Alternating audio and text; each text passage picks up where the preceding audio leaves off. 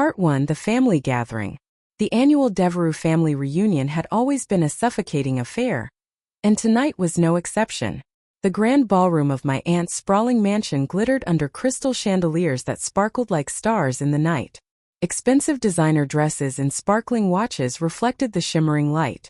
The air was thick with the unmistakable scent of pricey perfume, and an overwhelming sense of superiority that followed my relatives wherever they went. I stood silently in the corner, trying my best to blend in.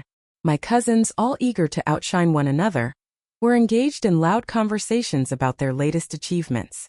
I could see them, their suits and dresses perfectly tailored, their faces glowing with self-importance. I wore a simple black dress, carefully chosen to help me fade into the background, but it felt more like armor, a shield against the judgments I knew were coming. "Isabel." My Aunt Margaret's voice pierced through the murmur of conversations, pulling me out of my thoughts. "I almost didn't see you there. Still working as a secretary, dear?" I took a small sip of champagne, hiding the slight smile that tugged at my lips. "Administrative assistant, actually," I corrected her softly. Her perfectly manicured eyebrow arched in disbelief. "Still at that little consulting firm? What was it called again? Global Solutions, wasn't it?" I nodded quietly. "Yes, that's right." My cousin Noah, fresh from being promoted to partner at his father's law firm, couldn't resist adding his 2 cents. "Isabel, I could get you a real job, you know? Something with actual career potential." I thought of the stack of contracts waiting for my signature back at my real office, not the carefully constructed cover I showed to the world. "I'm happy where I am, thanks." "Happy?" Aunt Margaret scoffed, the sound sharp like glass breaking. "Darling, you're wasting your potential. Your cousins are all executives, partners, real business people, and you're still pushing paper for someone else. If only they knew that someone else was me." The story of how I built my empire in secret began right here, in this very room 10 years ago. I had just graduated from business school, armed with an MBA and a revolutionary idea for restructuring failing companies. I had spent months perfecting my pitch, convinced that my family's vast business network would help launch my career. But instead of the support I expected, I was met with laughter. "Consulting?" Uncle Robert had mocked. "Leave that to the big firms, girl. Join the family business. Start in the mailroom and work your way up like everyone else." Everyone else meant my male cousins, of course. The Devereux family's idea of success was tightly controlled. The business empire was built on a network of companies, each headed by a carefully chosen male heir. Women, it seemed, were meant to marry well or occupy subordinate roles, nothing more. That night, I made 2 decisions that would change everything. First, I would build my own company without their help or knowledge. Second, I would make them regret every dismissive word. Part 2: Building in the Shadows. Global Solutions began in the smallest of spaces, an office above a quiet diner on the edge of town. I barely had enough money to cover the rent, but I had something far more valuable than money. I understood how businesses worked, how they failed, and most importantly, how to fix them. My first client was a struggling manufacturing firm on the brink of bankruptcy. The owner had been turned away by every major consulting firm in the city. I spent 3 months working around the clock, restructuring their operations, streamlining their processes, and negotiating with creditors. 6 months later, the company was profitable again. Word spread quietly through business circles about the mysterious consulting firm that could turn around failing companies. I had carefully selected my employees, choosing only those who shared my vision and my commitment to discretion. Every staff member signed ironclad non-disclosure agreements. My name never appeared on any public documents. I was simply the CEO, the driving force behind the success, but one that remained unseen. As Global Solutions grew, I kept my cover as a low-level employee. I kept the tiny office above the diner, even as we expanded into sleek downtown headquarters. When family members asked about my work, I described mundane administrative tasks, watching their eyes glaze over as they lost interest. The deception wasn't just about pride, it was about strategy. My family's business empire was built on acquiring struggling companies at rock-bottom prices. My firm's specialty was saving those same companies before they became vulnerable to hostile takeovers. We worked in the shadows, quietly thwarting their predatory practices while building our own success. Now, 10 years later, Global Solutions was one of the most influential consulting firms in the industry. We had offices in 12 cities, a client list that included Fortune 500 companies, and a reputation for transforming failing businesses into success stories. Yet, not one of my smirking relatives had any idea of the empire I had built. Part 3. The First Taste of Power. More champagne, dear? Aunt Margaret's voice snapped me back to the present. She held up a glass, her smile as sharp as ever. I took the glass from her, my practiced smile never wavering. Thank you, Aunt Margaret. How is Uncle Robert's new acquisition going? Williams Manufacturing, wasn't it? Her smile faltered slightly. There have been some complications, she said, her voice tight. But nothing Robert can't handle, of course. What she didn't know was that those complications were my doing. Williams Manufacturing had been a target of my uncle's hostile takeover attempt. 3 months ago they had reached out to Global Solutions, desperate for help. Now they were implementing our restructuring plan. Their stock price was rising, and Uncle Robert's attempt to seize control was faltering. I heard they hired some consulting firm, my cousin Noah said, leaning in with a smug grin. Probably just throwing good money after bad. Those consultants are all the same. Big promises, no results. I couldn't help but smile. The fee Global Solutions charged for saving Williams Manufacturing was more than Noah would make in 5 years at his father's law firm. Which firm? Summit Solutions? He asked dismissively. Nobody important. Dad says their CEO won't even show their face. Probably just some trust fund kid playing at business. Before I could respond, my phone buzzed in my clutch. It was a message from my assistant, Maya. Emergency meeting tomorrow, 9 a.m. Wilson Ventures requesting merger discussion regarding Williams Manufacturing. Urgent response needed. I read the message again, my heart sinking. It was finally happening. They were admitting defeat. After failing to acquire Williams Manufacturing, they were now seeking a merger, which would require approval from Williams consulting firm, my firm. Tomorrow morning, my family would walk into a meeting, expecting to strong-arm their way into a merger. Instead, they would find themselves face-to-face with the secretary they had dismissed for the last decade. But I wouldn't be bringing coffee. I'd be sitting at the head of the table. Part 4. The Power Play. The next morning, I stood in my private elevator, ascending to Global Solutions' executive floor. Gone was the simple black dress from last night's reunion. Today I wore a tailored suit in deep navy, a power color for a power move. Maya, my trusted assistant, was waiting for me with a tablet and a knowing smile. The Wilson Ventures team arrived early, she reported. Your uncle seems particularly anxious to meet with Global's CEO. I'm sure he is, I replied, checking my reflection in the glass wall. I was ready. Are they in the main conference room? I asked.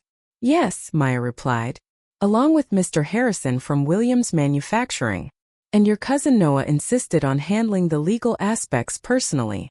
I smiled, remembering Noah's condescending offer of a real job just yesterday. Who else from the family? Aunt Margaret came as moral support, though she's not officially part of the meeting. And your cousin James is representing the finance department. Perfect. Perfect audience. I checked my watch. 8:57 a.m. Have they been served coffee? Maya's grin widened. I told them the administrative assistant would be in shortly. I almost laughed.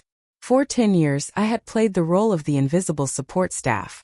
Whenever family members visited the office, they never looked closely at the quiet woman who brought their coffee or took their coats.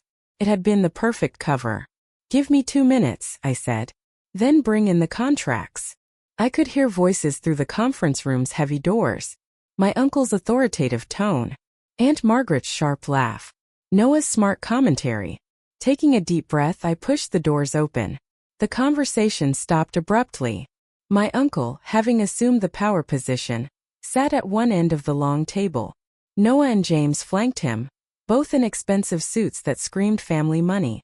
Aunt Margaret perched nearby, examining her manicure with practiced disinterest. Mr. Harrison from Williams Manufacturing sat alone on the other side, looking uncomfortable.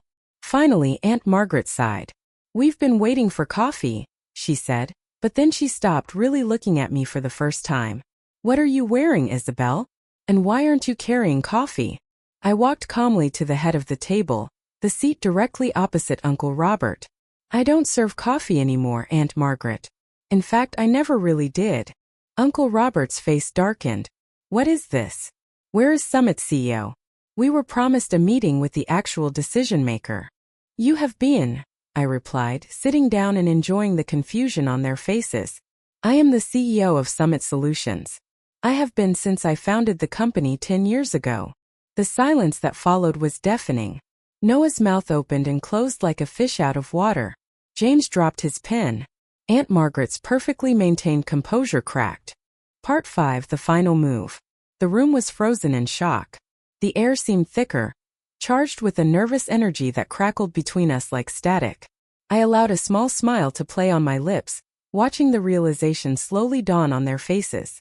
Uncle Robert's expression was a mixture of disbelief and rage. This is absurd, he spat, his voice shaking. You're a secretary, Isabel, not a CEO. This is some kind of trick, some elaborate prank. No, I said calmly. That was my cover, a very effective one. You were so convinced that I couldn't be successful, so convinced that I would always be the invisible daughter, that you never noticed I already was. Maya chose that moment to enter, carrying a stack of contracts. She handed them out, her expression neutral but her eyes gleaming with anticipation. As the contracts were passed around, I looked at each of my relatives, all of them struggling to reconcile the truth they had just been presented with. The most important thing was that they were seeing it for the first time. Seeing me, not as the quiet underachiever they had dismissed for years, but as the woman who had built something they could never have imagined. These documents, I continued, outline the terms under which Summit Solutions will consider approving the merger between Wilson Ventures and Williams Manufacturing. Consider it approval, if you will. Ethan sputtered. You can't be serious. This is a joke, right?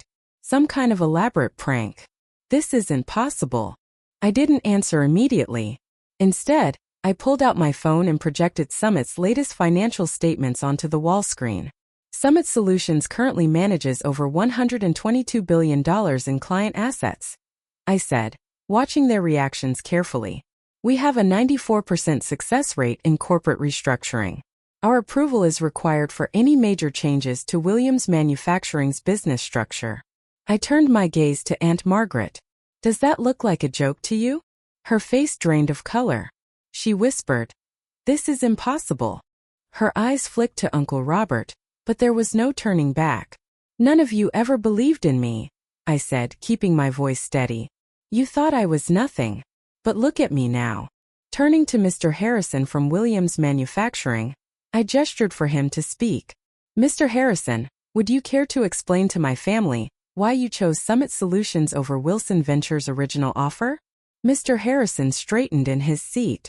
Summit's reputation is unparalleled, he said, his voice firm with conviction. When Wilson Ventures attempted their hostile takeover, Summit's restructuring plan saved our company.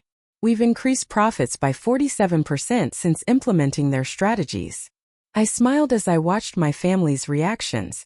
Uncle Robert's face turned a shade of purple that I had never seen before. You deliberately sabotaged the family business, he shouted, his voice rising with anger. No, I replied, my tone cold and controlled. I built my own business, one that helps companies survive instead of devouring them for parts. Your plan to destroy them was simply a byproduct of the fact that I was already on the other side, working for something real. Ethan stood up, his hands shaking. This is blackmail, he muttered. I didn't flinch. No, this is business. The kind you taught me. I stood, smoothing the wrinkles from my suit jacket. You have until 5 p.m. today to review the merger terms. They're generous, considering our position.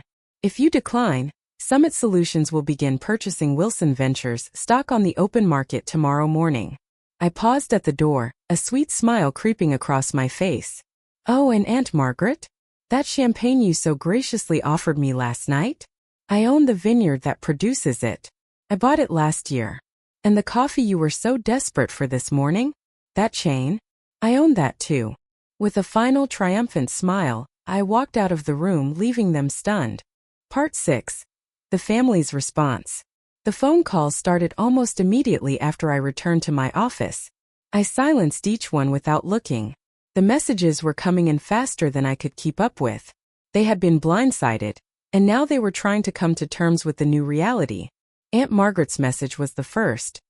"Darling, let's discuss this over lunch. We always knew you had potential." I snorted in disbelief. They always thought they knew what was best for me, but this was different. They had underestimated me for far too long. Then came Ethan's message. "Come on, Isabel. We were just joking around. Family should stick together." The desperation in his message almost made me feel sorry for him. Almost. James sent a message too. "You can't do this to us. We're blood." I ignored them all. This wasn't about family anymore. This was about business. And I was about to show them exactly how well I had played the game. It was just past noon when I saw the first signs of change. The emails from Wilson Ventures board members started pouring in, one after the other. They weren't stupid, they could see which way the wind was blowing. By 3 p.m., they had scheduled an emergency board meeting. By 4:30 p.m., they had voted to accept Summit's terms. Uncle Robert barged into my office, his face red with fury. "You've betrayed this family," he screamed. Maya moved to intervene, but I waved her off. I wasn't afraid. He had no power over me anymore. "Actually," I said, looking up from my computer, "I learned something valuable from this family." He froze, clearly not expecting a response. "Isn't this exactly what you taught us? Seize power, eliminate competition, never show weakness." "We gave you everything," I said, a laugh bubbling up in my throat. "You gave me nothing. Less than nothing." He collapsed into one of my visitor chairs, his shoulders sagging as if the weight of the world had fallen on him. "Why reveal yourself now?" he asked, his voice almost pleading. "You could have continued operating in secret." "Because it was time," I replied, standing up and gathering my papers. "There's only so long you can keep hiding in the shadows." I handed him a folder. "These are the final merger terms. Summit Solutions will acquire a controlling interest in Wilson Ventures. We will restructure the company to focus on building businesses up, not tearing them down. You can stay on as a consultant if you accept the new direction. If not, your golden parachute is outlined on page 3. His hands trembled as he opened the folder. "You thought of everything," he whispered. "I learned from the best," I said, but the words were cold. "Not in the way you intended, though." Part 7: The Aftermath. It didn't take long for the news of Summit's revelation to spread. Headlines began to pop up across business news outlets. Secret CEO revealed. How one woman built $1 billion empire in secret. Wilson family shocked by hidden success story they never saw coming.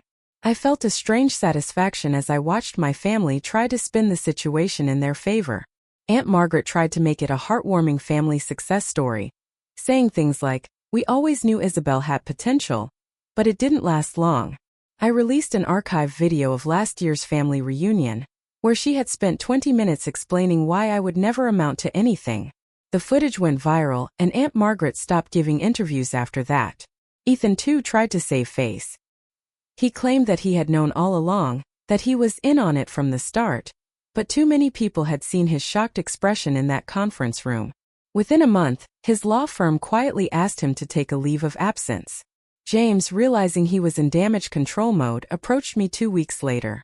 "We could dominate the market together," he suggested over an awkward lunch. "The Wilson Summit Alliance would be unstoppable." "That's not what Summit Solutions is about," I replied. "We don't dominate. We elevate." And in quieter moments things changed too. Young women began to reach out, sharing their stories of being underestimated. Business schools invited me to speak about building ethical success in a corrupt world. 3 months later, I stood on stage accepting a Business Innovation Award. I glanced out at the audience and saw my mother sitting in the front row, beaming with pride. Behind her sat several of my former administrative assistants, now successful executives within Summit. These were the women who had helped maintain my cover while building their own careers. Success, I realized, isn't about who has the most power. It's about how you use the power you have. Epilogue. The next generation. That evening, as I worked late in my office, Maya entered with some interesting news. "Uncle Robert just announced his retirement," she said. His resignation letter included an unexpected paragraph. I looked up. What did it say? It said, "My niece taught me that true business success isn't measured in acquisitions or assets, but in the positive impact we create." I regret that it took losing control of my company to learn this lesson. I leaned back in my chair, reflecting on everything that had brought me here.